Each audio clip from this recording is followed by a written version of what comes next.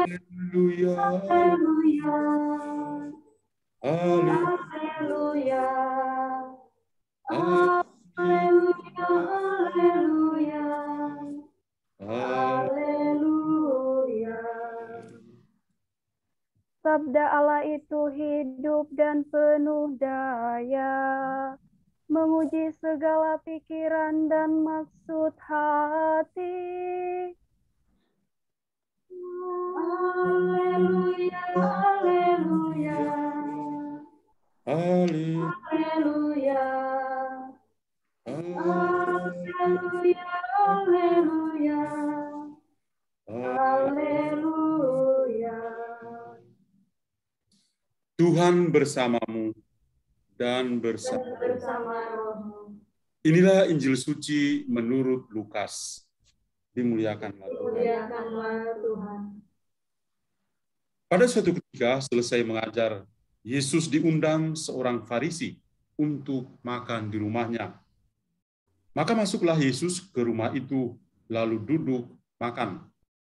Tetapi orang Farisi itu heran melihat Yesus karena dia tidak mencuci tangan sebelum makan. Lalu Tuhan berkata kepadanya, "Hai orang-orang Farisi, kalian membersihkan cawan dan pinggan bagian luar, tetapi bagian dalam dirimu penuh dengan rampasan dan kejahatan. Hai orang-orang bodoh, bukankah yang menjadikan bagian luar, dialah juga yang menjadikan bagian dalam? Maka berikanlah isinya sebagai sedekah, dan semuanya akan menjadi bersih bagimu." Demikianlah Injil Tuhan. Terpuji. Terpujilah Kristus. Ibu bapak, saudara-saudari yang saya kasih dalam Kristus, para suster, ADM yang saya kasihi. Pertama-tama saya mengucapkan limpah terima kasih atas kepercayaan, atas undangan untuk boleh merayakan Ekaristi bersama komunitas Persada, Persaudaraan Sahabat Darah Mulia. Dan tentu saja saya bersedia, saya senang ya, kalau dengan suster-suster ADM itu tidak ada kata tidak bagi mereka. Ya, saya mengenal mereka sudah cukup lama dan sampai saat ini membantu mereka secara rohani. Bahkan konstitusi mereka itu saya baca mungkin melebihi para suster ADM karena menyiapkan bahan-bahan rekoleksi dan retret. Ya. Nah, saya jadi teringat kalau kita melihat intensi doa malam hari ini, mau mendoakan para imam, biarawan, dan biarawati, para kerabat, para sahabat yang sakit, mendoakan wujud-wujud keluarga, para lansia. Saya lalu teringat pada sosok Ibu Serafim. Ya. Ibu Serafim ini dalam cerita-cerita ketika memulai karya di Sitar, itu dia punya passion tersendiri. Bagaimana Ibu Serafim ini punya perhatian yang khusus kepada orang-orang yang tidak berpengharapan supaya bisa punya pengharapan. Bagaimana mereka orang-orang yang karena situasi sosial saat itu tidak begitu mendukung dan uskup memerlukan bantuan dari Ibu Serafim dan teman-temannya, dan mereka merelakan diri untuk bisa melayani orang-orang yang sangat membutuhkan. Dan cara hidup seperti itu ya memang luar biasa. Dalam situasi yang sulit, orang harus berani memilih. Dan pilihan dari Ibu Serafim itu sebuah pilihan yang sangat ekstrim. Dia anggota suster-suster CB, Carolus Borromeus.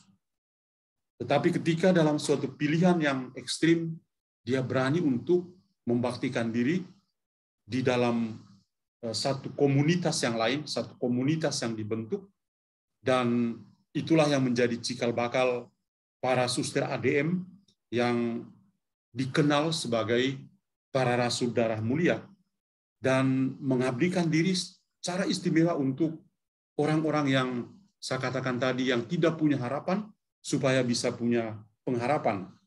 Bagaimana mereka tunjukkan dalam karya-karya, entah karya sosial, karya pastoral, karya pendidikan, ya, berbagai macam pemberdayaan yang mereka berikan kepada orang-orang kecil dengan semangat darah mulia yang ditunjukkan dalam keseharian mereka dengan hidup yang sederhana, tapi dengan anima atau dengan harapan yang tinggi untuk memberikan pengharapan kepada orang-orang yang mereka layani.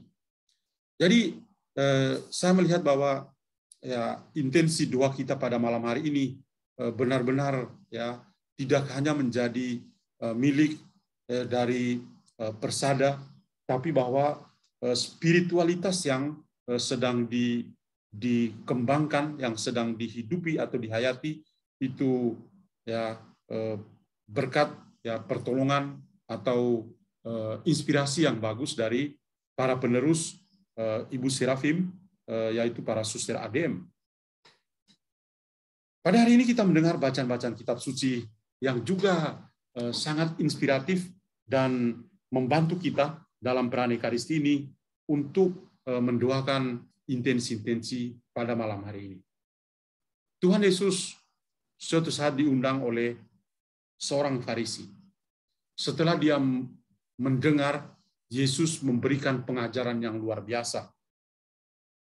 Orang Farisi ini orang yang unik. Karena biasanya Yesus itu berseberangan dengan mereka. Dan mereka ya juga kadang-kadang frontal terhadap Yesus. Tapi orang Farisi yang satu ini mau mengundang Yesus untuk makan. Dan ini suatu hal yang bagus. Dan ketika mereka duduk makan, perubahan perilaku yang dialami atau yang dimiliki oleh orang Farisi ini adalah dia coba untuk memperhatikan siapakah Yesus itu yang sebenarnya.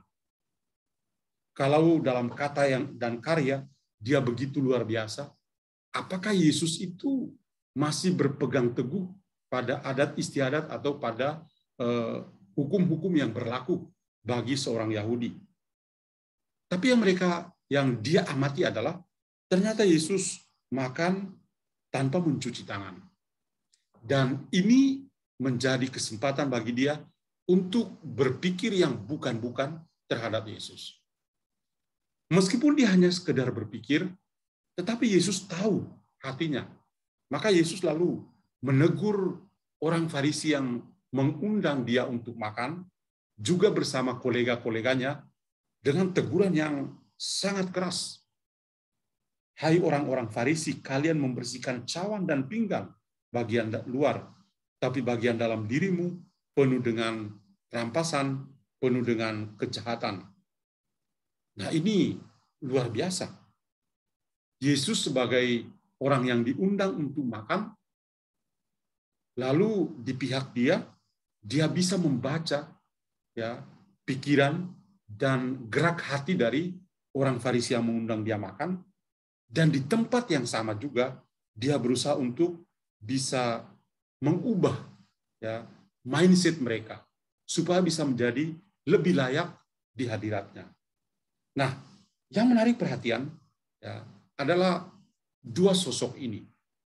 Di satu pihak Yesus itu berusaha untuk memurnikan orang-orang yang ada di sekitarnya, paling kurang orang Farisi yang tanpa nama ini, tapi juga yang kiranya menjadi fokus perhatian kita adalah pada orang Farisi yang tidak punya nama ini. Dia ini, kalau kita lihat dari luarnya, dia baik, ya. Tetapi ketika dia mengamat-amati Yesus dan menilai Yesus, menghakimi Yesus, nah inilah yang menjadi titik kelemahan dia, ya, bahwa ternyata yang nampak di luar itu belum tentu menjadi gambaran dari dalam dirinya. ternyata dari dalam dirinya itu penuh dengan kegelapan karena mengadili, menghakimi yang bukan-bukan, ya, berpikir yang bukan-bukan, itu ternyata keluar dari dalam diri orang tersebut. Dan Yesus mengoreksi dia. Ya. Nah, kisah Injil ini saya boleh mengatakan kita sekali, kita banget ya. Anak-anak di sini bilang kita banget. Ya. Kenapa? Karena ketika kita berkumpul dalam satu persekutuan seperti Persada ini, semua orang itu berbeda-beda. Semua orang punya background yang sangat berbeda. Yang mengikuti perayaan Ekaristi malam hari ini juga kita semua berbeda. Ada suster, saya sebagai Romo, tapi juga ada ibu bapak sekalian dengan karakter, dengan latar belakang yang berbeda-beda. Nah, challenge untuk kita dalam sebuah persekutuan seperti ini adalah bagaimana kita bisa hidup seperti Kristus. Bagaimana kita bisa memandang orang lain dan dengan pandangan kita yang positif itu kita bisa mengoreksi orang untuk bisa menjadi lebih baik. Saya yakin bahwa kadang-kadang dalam persekutuan seperti ini banyak sekali tantangan. Semua punya kepala yang berbeda-beda. Dan tentu saja ya, di samping sifat Kristus yang mau kita kembangkan ya, tapi juga sifat orang Farisi yang bisa saja ada dalam diri kita. Dan itu dalam sebuah persekutuan menjadi hal yang sangat menantang. Orang Farisi tadi kelihatan sih baik, bisa mengundang Yesus untuk makan bersama. Tapi ketika Yesus sudah duduk dan makan, dia diam-diam melihat Yesus tidak mencuci tangan, dan dia mulai berpikir yang bukan-bukan tentang Yesus. Bisa juga menjadi challenge untuk kita dalam kebersamaan seperti Persada ini, ketika kita meskipun satu persekutuan, tapi kita juga manusia, kita bisa menilai orang lain dengan kacamata kita sendiri, dengan cara pandang kita sendiri.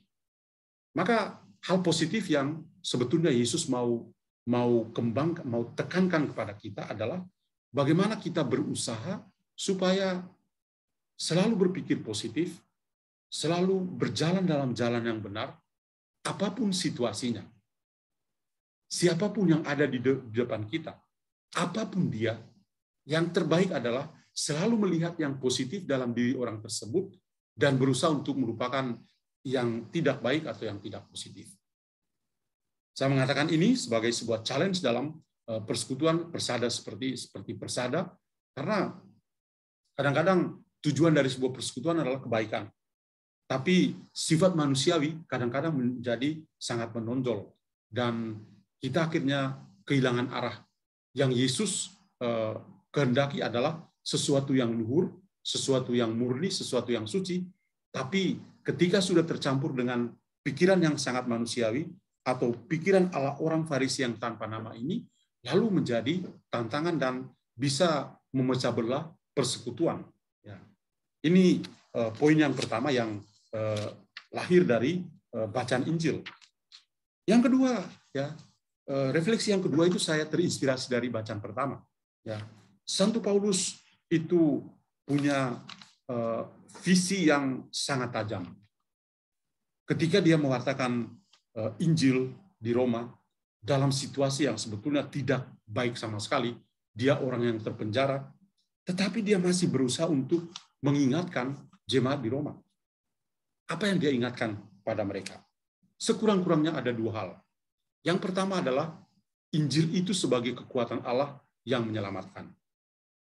Dan ini saya yakin bukan hanya orang-orang yang pernah mendengar Paulus pada saat itu, tapi kita yang membaca teks pada hari ini juga mengakui hal yang sama. Injil adalah kekuatan Allah yang menyelamatkan kita, karena dalam Injil ada kebenaran. Ya. Kebenaran yaitu Allah sendiri. Nah, di dalam satu persekutuan seperti Persada ini, bisa berjalan dengan baik, bisa bertumbuh menjadi sempurna, ada ikatan persekutuan di antara setiap anggota, kalau sabda Tuhan, sekurang-kurangnya Injil itu menjadi kekuatan yang mempersatukan semua orang. Salah satu hal yang baik sekali yang kita sedang rasakan saat ini adalah dengan merayakan Ekaristi bersama. Kesempatan di mana kita bisa mendengarkan sabda bersama-sama, dan sambil mendengarkan sabda, pertama, kita bisa mengalami secara langsung pengalaman akan Allah dalam kehidupan kita. Dan yang kedua, kita sambil mendengarkan sabda tadi, ya, kita menjadi sebuah komunitas, ya, ikatan, ya, untuk sebuah komunio itu semakin kuat. Dan yang ketiga adalah kita bisa menjadi rasul dari sabda itu. Jadi apa yang dikatakan oleh Santo Paulus dalam suratnya kepada jemaat di Roma, bahwa Injil adalah kekuatan Allah, itu memampukan kita untuk semakin bersekutu. Karena kita mendengarkan Injil yang sama. Kita mempercayai Yesus sebagai sabda hidup, sebagai gambaran Injil yang sama. Ya. Dan ini, sekali lagi, Injil adalah kekuatan Allah yang bisa menyelamatkan. Lalu hal kedua yang muncul dalam bacaan pertama adalah sikap-sikap tertentu yang bisa menantang. Apa yang dikatakan oleh Paulus tentang jemaat di Roma, bahwa mereka itu sekalipun mereka mengenal Allah, mereka tidak memuliakan Allah. Saya mengatakan menantang karena apa? Sekali lagi bahwa dalam persekutuan seperti Persada ini, tidak hanya orang-orang awam, tetapi orang-orang awam yang mendapatkan refreshing, ya, sesuatu yang menyegarkan dengan kehadiran dari para suster ADM tentu saja, dan tentu saja hal-hal yang jasmani, yaitu pelayanan-pelayanan atau karya-karya sosial yang dilakukan dalam persekutuan seperti Persada ini, ya. Tapi juga hal-hal yang bersifat rohani, yang seperti malam hari ini kita lakukan dengan misa bersama, atau dengan kehidupan devosional yang lain, devosi kepada darah mulia, dan lain sebagainya. Nah, yang menjadi kesulitan bagi kita, atau tantangan bagi kita adalah, ya, kita ini orang-orang yang sudah dibaptis. Kita ini orang-orang yang sudah dikuduskan, dan mengaku sebagai pengikut Kristus. Tapi kita harus selalu waspada. Satu warning yang disampaikan oleh Paulus adalah, sekalipun mereka mengenal Allah, mereka tidak memuliakan Dia sebagai Allah. Kenapa? Paulus tadi dalam bagian terakhir dalam bacaan pertama mengatakan orang itu punya berhala-berhala. Orang punya berhala-berhala dalam hidupnya. Semua kepintarannya, semua kemampuannya, dia menciptakan sesuatu dan dia berpikir bahwa dia sudah hebat, dan lain sebagainya. Dan itu bisa menjadi titik kelemahan dari setiap orang, kita semua dalam persekutuan seperti ini, dalam Persada misalnya. Ini bisa menjadi satu titik kelemahan ketika setiap orang lebih mengandalkan diri daripada mengandalkan Tuhan di dalam hidupnya. Kalau omong tentang darah mulia itu, ya, itu melingkupi seluruh tubuh, ya, tidak hanya bagian-bagian tertentu dari tubuh, ya. Karena itu kalau kita bicara tentang, ya, iman kita kepada Allah, ya, semuanya adalah totalitas, ya, segala-galanya. Nah, karena itu, ya, sekali lagi tantangan kita sebagai orang beriman dalam persekutuan seperti ini adalah kita semua sudah dibaptis, kita semua sudah mengakui bahwa Yesus adalah Tuhan kita. Tapi ketika kita diracuni dengan berhala-berhala tertentu, dengan kekuasaan, dengan kedudukan, dengan harta, dengan uang, dengan apa saja, membuat kita bisa buyar. Dan ini bisa menjadi nyata dalam satu persekutuan.